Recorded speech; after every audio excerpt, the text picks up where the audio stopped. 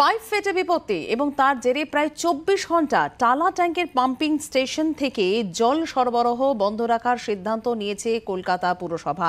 ঠিক কি পরিস্থিতি এই মুহূর্তে, কতটা জল সংকট তৈরি হয়েছে, কি ব্যবস্থাই বা বিকল্প হিসেবে করা হচ্ছে, আমরা যাবতীয় বিষয়ে জানবো। রনয় রয়েছেন আমাদের সঙ্গে, রনয় তিওয়ারি। রনয়, দেখো সঞ্চিতা, গত রবিবারের ঘটনা।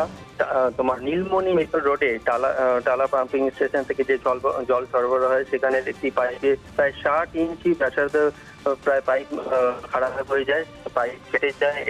প্রত্যেক রডে পানীয় জল কলকাতা পুরসভার তরফে প্রাথমিকভাবে পাইপটি মেরামত করা হলেও পরবর্তীকালে ঠিক হয় যে পুরোপুরি জল সরবরাহ বন্ধ রেখেই কিন্তু পাইপ মেরামতি করতে হবে।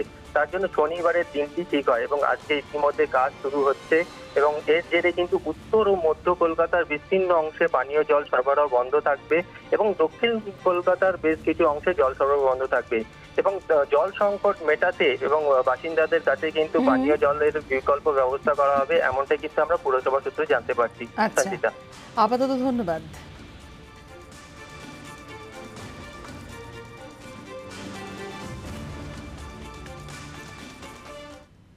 একটা সুখবর আপনাদেরকে দিয়ে দিই যে এবার প্যাসেঞ্জার ট্রেন চালু করছে পূর্ব রেল।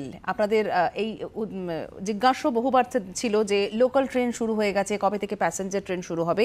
হাওড়া ডিভিশনে শুরু হচ্ছে ৩০টি ট্রেন এবং আপনাদের জানিয়ে দিই আসানসোল ডিভিশনে ২২টি ট্রেন, মালদা শাখায় ২টি ট্রেন চালু হচ্ছে। আরও বিশদে জানবো, বাসুদেব চট্টোপাধ্যায় প্রতিনিধি রয়েছেন। বাসুদেব, দেখো, যেটা ইতিমধ্যে রেল কর্তৃপক্ষ প্রেস বার্তা জানিয়েছে এবং রেল কর্তৃপক্ষ কিন্তু প্রায় ১০-১২ দিন আগে থেকেই কিন্তু তারা সিদ্ধান্ত নিয়েছিল এবং রেডি ছিল যে নন সাবারবান যে ডিভিশন যেমন আসানসোল এই ডিভিশনগুলোতে ট্রেন চলাচল শুরু করবে এবং আসানসোল মালদা এইসব শিয়ালদা এইসব ডিভিশনে এবং হাওড়া শিয়ালদা ডিভিশনে ট্রেন চলাচল শুরু করলেও আসানসোল ডিভিশনে নভেম্বর মাসের শেষ বা ডিসেম্বর মাসের ফার্স্ট উইকে ট্রেন চলাচল শুরু হবে বলে একটা বার্তা জানিয়েছিল এবং সেই মতোই পয়লা ডিসেম্বর থেকেই কিন্তু ধানবাদ হাওড়া কোলফিল্ড এক্সপ্রেস চালু করছে তারা। তবে নামটা তারা বদলে স্পেশাল ট্রেন নাম দিয়ে চালাচ্ছে, কিন্তু কোলফিল্ড ট্রেনের যে টাইম টেবিল ছিল সেই টাইম টেবিলেই তারা কিন্তু ট্রেনটা চালাচ্ছে।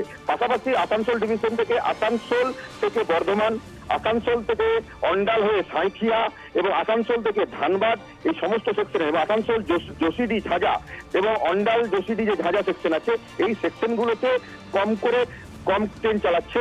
২২খানা প্যাসেঞ্জার ট্রেন তারা চালাচ্ছে এবং বাকি যে ট্রেন আছে প্রায় ১৭০ জোড়া ট্রেন চলে আসানসোল ডিভিশনে, তার মধ্যে ২২ জোড়া ট্রেন তারা ইতিমধ্যেই শুরু করছে এবং সকালবেলায় একটা এবং দুপুরে একটা এবং বিকালবেলায় দুটো, এইভাবে ট্রেন চালিয়ে কিছুটা প্যাসেঞ্জারের যে সিস্টেমটা সেটা তারা দেখছে এবং আস্তে আস্তে যখনই ডিমান্ড বাড়বে এবং সাধারণ মানুষের যখনই চাহিদা বাড়বে তখন আরও যে গুরুত্বপূর্ণ ট্রেনগুলো আছে, গুরুত্বপূর্ণ যে সময়গুলো আছে সেইখানেও ট্রেন চলাচল শুরু হবে বলে রেল সূত্র থেকে জানা গেছে।